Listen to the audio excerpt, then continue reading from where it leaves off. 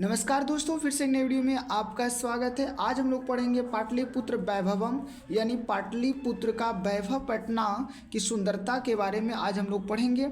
और इस पाटलिपुत्र वैभवम का दोस्तों जो चैप्टर है, इस चैप्टर का जो है संस्कृत में जो ये चैप्टर है, इनका हिंदी जो है दोस्तों वह पूर्ण रूपेण चैप्टर का हिंदी करके एक वीडियो अलग से बनाया गया है। उस वीडियो को आप ज़रूर देखिएगा। उस वीडियो में पाठ परिचय और अर्थ बताया गया है। तो आइए वीडियो शुरू करते हैं। पाटलिपुत्र वैभवम, पटना की सुंदरता, पटना की शोभा के बारे में। तो पहला जो हम लोग का क्वेश्चन है कि पटना नगर की पालिका देवी, पटना नगर की पालिका देवी कौन है? तो पटना नगर की जो पालिका देवी है दोस्तों, यह पटना नगर की पालिका देवी पटन देवी है। कौन है दोस्तों? यह पटन देवी जो है पटना नगर की पालिका देवी के नाम से जाना जाता है। और इस प्रश्न को 2023, 2022 और 2018 में दोस्तों बिहार बोर्ड के द्वारा पूछा गया है। अगला प्रश्न है कि पाटलिपुत्र, यह पाटलिपुत्र पटना के नाम से कब प्रसिद्ध हुआ? यह जो है दोस्तों पाटलिपुत्र पटना के नाम से कब प्रसिद्ध हुआ? तो इस प्रश्न को भी 2018, 2022 और 2023 में दोस्तों पूछा है। तो यह मध्यकाल में जो है दोस्तों पाटलिपुत्र पटना के नाम से जो है वह विख्यात हुआ, प्राप्त, प्रसिद्ध हुआ।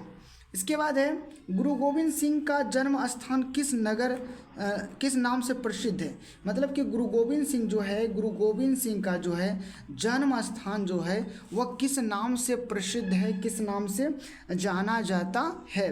तो यह जो है गुरुद्वारा के नाम से दोस्तों जाना जाता है। गुरुद्वारा के नाम से पटना में जो है गुरु गोविंद सिंह के जन्म स्थान को वह गुरुद्वारा के नाम से आज जाना जाता है। इस प्रश्न को भी 2023 और 2022 में पूछा है। पटना शब्द किस शब्द से बना है? ये जो पटना शब्द दोस्तों यह किस शब्द से बना है? तो पटना शब्द जो है दोस्तों वह पत्तनम यानी पत्तम या पत्तनम से बना है। पत्तनम या फिर पत्तन से या पत्तनम या पत्तम से दोस्तों पटना शब्द की उत्पत्ति हुई है और इसी शब्द से पटना बना है। इसको भी 2023 और 2021 में पूछा है। इसके बाद है कि यूनान का, यह जो यूनान है, यूनान का राजदूत कौन था? तो यूनान का जो दोस्तों राजदूत था वह कौन था? तो यूनान का जो राजदूत है दोस्तों मेगास्थनीज है। कौन है दोस्तों? मेगास्थनीज। और मेगास्थनीज ने एक पुस्तक लिखा था जिनका नाम है इंडिका। जिनका नाम क्या है दोस्तों? इंडिका। ठीक है, मेगास्थनीज ने एक पुस्तक लिखा था जिनका नाम क्या है? इंडिका। इसके बाद है प्रश्न कि गुरु गोविंद सिंह सिख संप्रदाय, गुरु गोविंद सिंह जो है यह सिख संप्रदाय के, किस संप्रदाय के दोस्तों? तो सिख संप्रदाय के। गुरु गोविंद सिंह जो है यह सिख संप्रदाय गुरु आसित, मतलब गुरु गोविंद सिंह सिख संप्रदाय के कौन से गुरु थे? उनका कौन सा स्थान था गुरु में? तो इनका स्थान दोस्तों यह 10वां गुरु था। यह 10वां गुरु जो है गुरु गोविंद सिंह का जो स्थान था वह 10वां स्थान था। गुरु गोविंद सिख संप्रदाय से गुरु आसित, मतलब गुरु गोविंद सिंह सिख संप्रदाय के जो गुरु थे उनका स्थान क्या है? तो 10वां स्थान। और यह 2023 में दोस्तों पूछा है। आगे हम लोग का प्रश्न है कि राजशेखर, ये जो आगे हम लोग का प्रश्न है कि राजशेखर के प्रमुख रचना या काव्य ग्रंथ कौन है? तो राजशेखर का प्रमुख रचना या काव्य ग्रंथ दोस्तों वह कौन सा है? तो यह जो है दोस्तों कुटनिमतम, यह दोस्तों क्या है?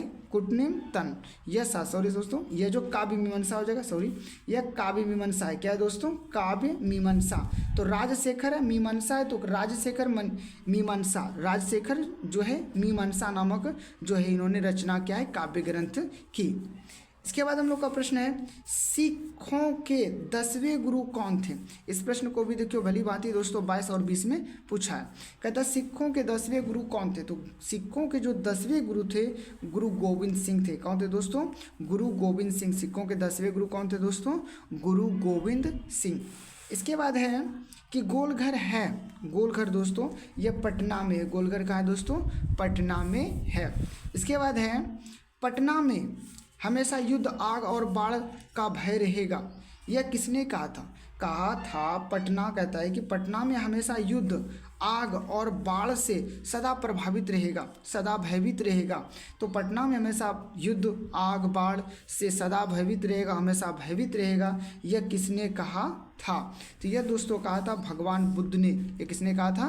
भगवान बुद्ध ने कहा था। भगवान बुद्ध ने कहा था कि यह महानगर पटना होगा, यह महानगर पटना होगा और यह युद्ध, आग और बाढ़ से का भय हमेशा इसमें बना रहेगा। तो यह भगवान बुद्ध ने कहा था। इसके बाद है कि गुरु गोविंद सिंह किस धर्म के गुरु थे? गुरु गोविंद सिंह जो है दोस्तों वह किस धर्म के गुरु थे? तो गुरु गोविंद सिंह जो है वह जो है सिख संप्रदाय, सिख धर्म के गुरु थे। ये जो सिख धर्म है दोस्तों, यह सिख धर्म के जो है गुरु गोविंद सिंह जो है सिख धर्म के 10वें गुरु थे और यह 10वें गुरु गोविंद सिंह हो गया। पटना पाटलिपुत्र किस नदी के किनारे अवस्थित है? यह जो है किस नदी के किनारे दोस्तों अवस्थित है? तो पटना जो है, पटना वर्तमान गंगा नदी के किनारे अवस्थित है। कहाँ है दोस्तों? तो गंगा नदी के किनारे दोस्तों यह पटना जो है यह अवस्थित है। इसके बाद है पटना में गंगा नदी पर कौन सा सेतु है? तो पटना में दोस्तों गंगा नदी पर कौन सा सेतु है? तो गांधी सेतु है। कौन सा सेतु है दोस्तों? तो गांधी सेतु है। पटना में जो है यह गांधी सेतु जो है गंगा नदी के ऊपर जो है वह कौन सा सेतु है? तो गांधी सेतु। इसके बाद का प्रश्न है कि पटना का इतिहास कितना वर्ष पुराना है? पटना का इतिहास कितना वर्ष पुराना है? तो पटना का जो दोस्तों यह इतिहास है यह 2500 वर्ष क्या है दोस्तों पुराना है। पटना का इतिहास 2500 वर्ष पुराना है।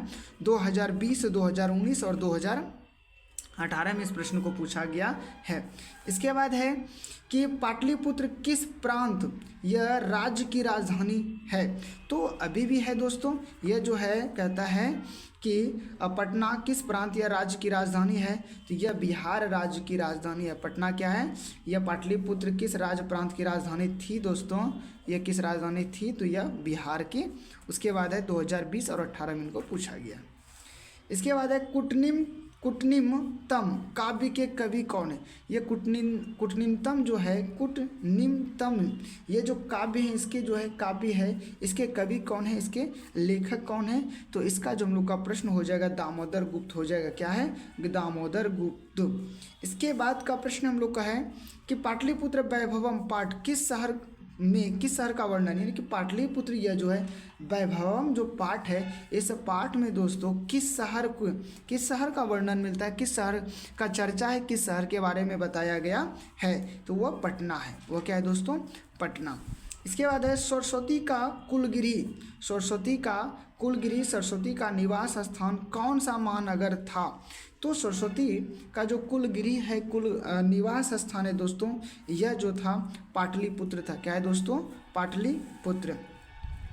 इसके बाद है वराहमिहिर द्वारा रचित कौन सा ग्रंथ है? तो वराहमिहिर द्वारा जो रचित है बृहद संहिता है दोस्तों, बृहद संहिता। ये जो बृहद संहिता नामक ग्रंथ है इन्होंने वराहमिहिर ने इस ग्रंथ को लिखा है।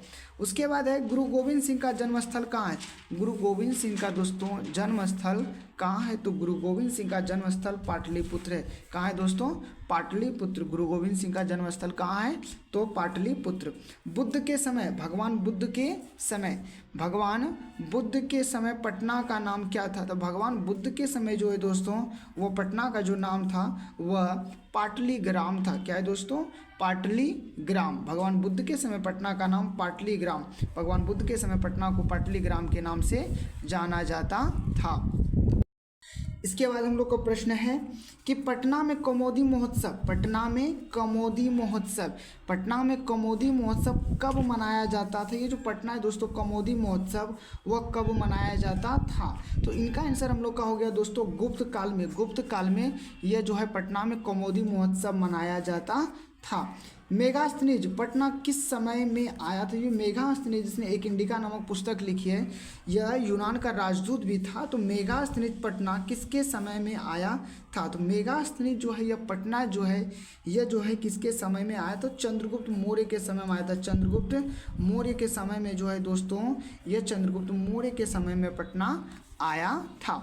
इसके बाद है कमोदी महोत्सव किस ऋतु में मनाया जाता है। काफ़ी इंपॉर्टेंट क्वेश्चन है दोस्तों कि कमोदी महोत्सव किस ऋतु में मनाया जाता है। तो कमोदी महोत्सव जो है वह शरद ऋतु में मनाया जाता है। किस ऋतु में दोस्तों?